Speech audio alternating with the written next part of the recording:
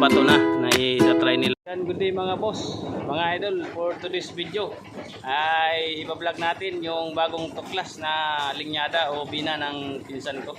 So yan. So ibig sabihin kung bagong tuklas mga boss, yun, hindi pa nila alam kung may ginto o wala. Yun, kaya tinislodan nila isa lang sa pulmilan at saka frenasis para malaman kung may ginto o wala. So yan mga boss, huwag na nating patagalin. Let's go. Ito mga boss, na-process na. So sabi nila mga boss, yung kuan nito pisload pa lang. Tinatry pa nila kung may laman yung bagong tuklas nila na linyada. Kaya nga kung tawagin pisload. So yan mga boss, dalawang pulmilan yung tinislot nila, ibig sabihin dalawang sako ng bato. Tinatry nila kung may ginto. Yun o, ito yung pulmilan.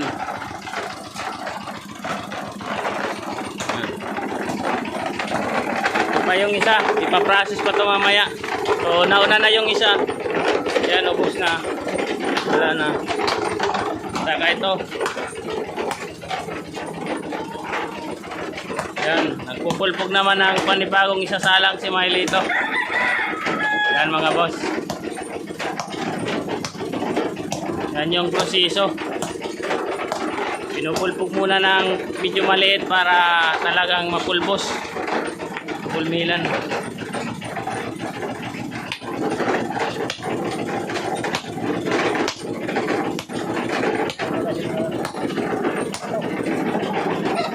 Masyadong solid tong mga bato na to. Ano?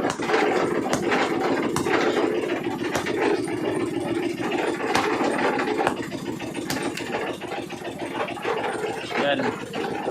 So, marami pa yung babasagin niya o kung tawagin dito sa amin, pupulpugin. Yan. Gawin ang ganun kalit. Ayun pa oh. Marami pa siyang ipupulpog na bato para maging maliit at may salang doon sa pulmilan. Ayan. So puntahan na natin yung pinaprocess na isa.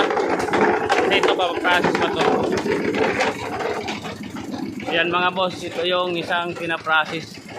So test-load lang to mga boss. So tinatry lang nila kung may laman ba yung batong nakuha nila.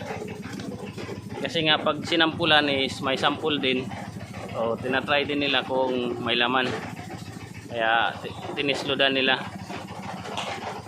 So, hindi nila alam kung malaki ba o maliit yung makukuha dito.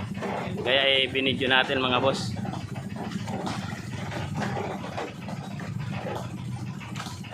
Yan, bagong tuklas nilang bina o kaya linyada kung tawagin. Mga boss, maliit na lang to. So mga tatlong process na lang yan. Ito ni sir, process niyo ba ito? Oo. Pagtapos ito mga boss, yun, yung isang nakatiyog pa o nakasalang pa, o ipaprocess din yun. Ayan, kasabay nito. Try nila kung may laman.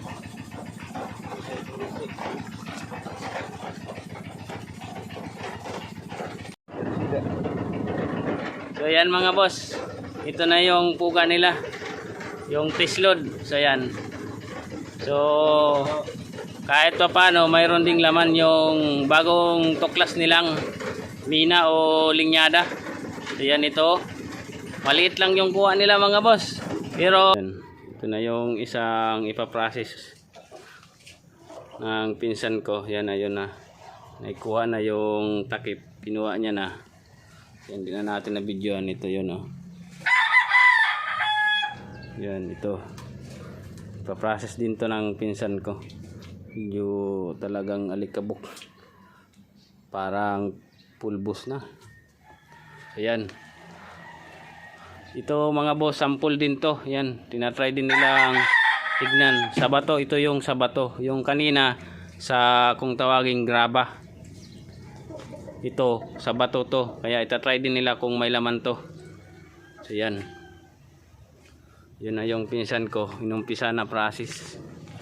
Yan, dinilinisan na yung takip o taklob dito sa amin kung tawagin.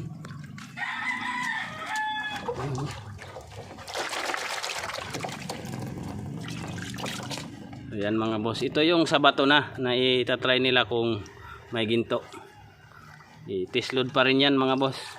Tinatry kung may laman. Yan.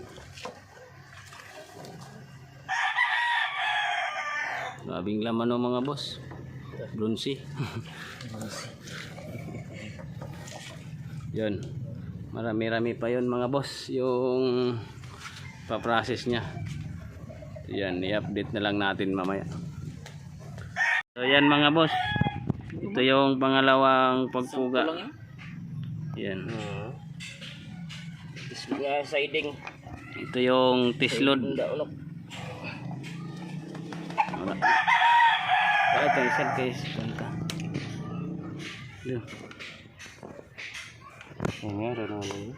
So yan mga boss, ito yung pangalawa. Pantipon-tipon lang. Ini ba tayo di? Yan mga boss. Yung isa itong kulay puti talaga. Ito yung pangalawa. Pangalawang puga ayon yung isa. Ito yung nauna. So yan. Inibirman nyo na lang yung kuko ng kamay ko kasi nga yan, lumawak tayo kanina ng putik. Yan. Yan yung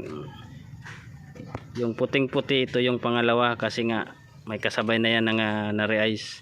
Ito yung unang kuwan. So maliit lang mga boss, pero yung importante, yung bagong tuklas nila ay mayroong ginto. So yan, malay mo sa pagpalalim pa nila niyan, so may malaki pa lang nakakuan doon. Yan mga boss, nandito na. Yan. Napakaliit. Ito na yung timbang mga boss. 0.3. Mga boss, ito na yung halaga ng nakuha niya, 0.3. 600 pesos. Yan. Thanks for watching. Peace out.